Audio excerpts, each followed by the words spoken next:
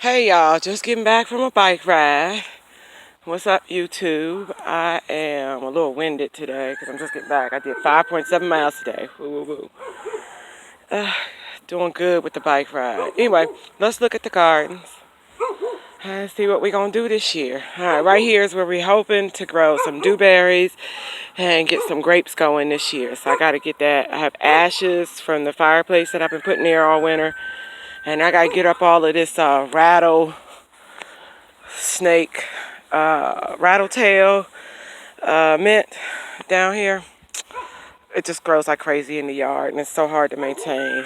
There's the pear tree from last year. I pruned her right before the first frost started falling, and look, we got blooms and bees doing their thing. So I'm gonna leave them be. Maybe we'll get some fruit this year. I'm gonna plant some more marigolds around here, but again, that rattletail basil is just impossible to get rid of. We pushed all this back here, and of course we're not even going to use the back acreage back there. You see the big old trucks that like to park on the back part of the back six. So we're going to plant some corn right up in here this year. See if we can't get some corn going in this open spot here, and clean up the rest of this over here. This is the pecan tree that fell 2 years ago. So we had his uncle come over and chop that up. We've been burning that all winter. Great burning wood. This little piece right here that I laid out, and I'm hoping no weeds grew through it because I was trying something different. I put down cardboard, some of the fabric to block weed blocker, and then wood chips on top. And I'm using this little spot right here for something special, but all the way around it will go 2 rows all the way around it. I'll have cucumbers probably on that side, tomatoes here, 2 rows of tomatoes here, 2 rows of okra here, and then 2 rows in the front of okra there, and then something special is going in the middle there. That's the rest of the wood chip pile. And again, the back stuff that we don't even touch. We haven't even started to use back there.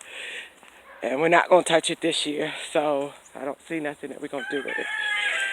We are going to let that just continue to grow back there. That's all weeds. And again, we're not going to touch that. We did plow this area right here. So this is where all our vine plants are going to go. Because I'll show you the herb garden later. But this is where all the vine plants are going to go. And then here in this area will be our cow. We're going to put a cow over here. Yes, we're getting a cow. So he'll finish. He will take, and my husband will take and shingle that up and get that set so that the cow has an area to rest in. And we're going to block the side of it so that it's shaded from wind and stuff. And then the trough and everything will go in there. And of course, they're the dogs. Say hi to Roxy and Butterscotch. But this week, he said either this Tuesday or next Tuesday, we'll be going to the live auction and getting us a little baby cow so we can raise for meat. Strictly for meat. I'm not even going to name it. You don't name your food. Anyway, that's where all our vines plants are going to go. So all of our pumpkins, watermelons, all of our vines will all go back here because there's no light back here. And so the Japanese beetles don't attack the plants back here. Let me pause you so you don't get sick while I walk over to this other garden. Okay, now when I first started gardening, this was my only garden patch. But you see all the grass is growing in here, so I got to get in here and rake it out. That's what we're going to do. Remember, I had the tomatoes there last year. Had the okra over here. Green beans over there. Okay, so this year, this is just going to be herbs. All herbs. And it's because of that light that we have, that night light we have there in our backyard.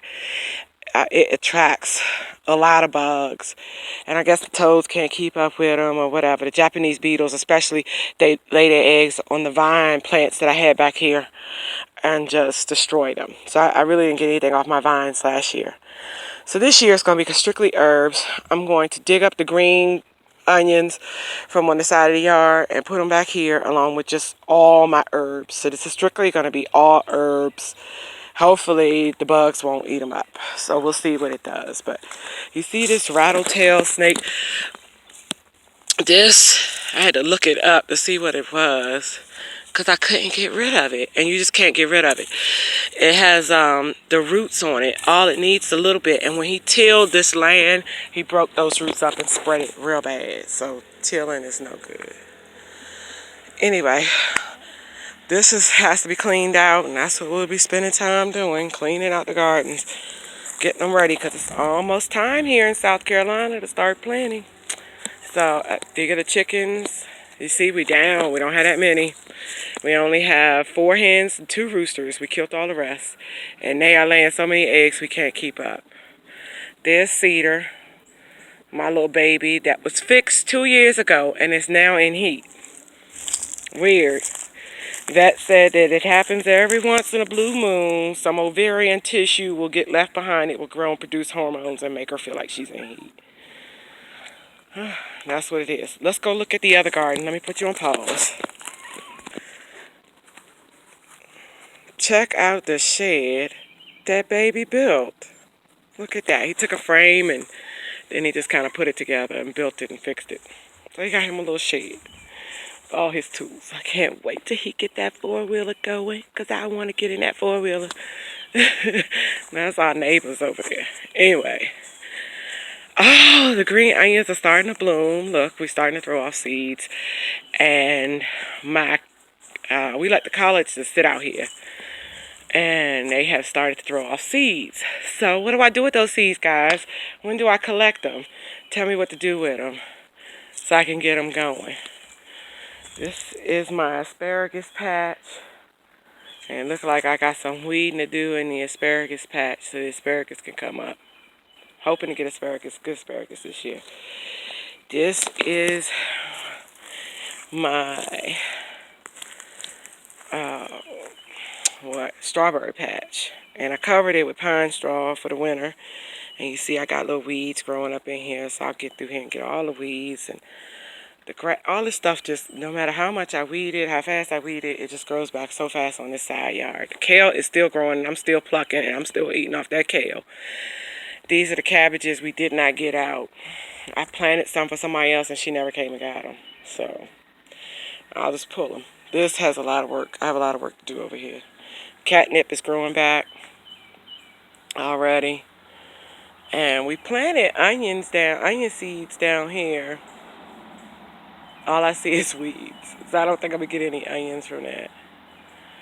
And that's it. That's what I'll be working on for the next week, is getting some of this stuff up. Now, I've deliberately left those bananas and those green pepper plants back there to see if maybe this summer they'll regrow. Let's see. Do they regrow?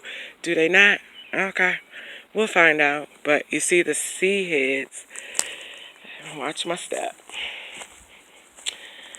You see the seed heads on the green onions.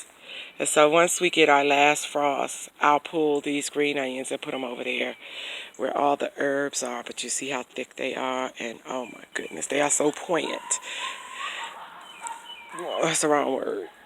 They are so good. You can really smell them. Like onions. A real strong onion smell to them. A real good taste to them. So I can't eat the collards now because they'll be bitter because they've gone to seed. But I'm just wondering. Curious. Anybody out there know? How do I collect the seeds?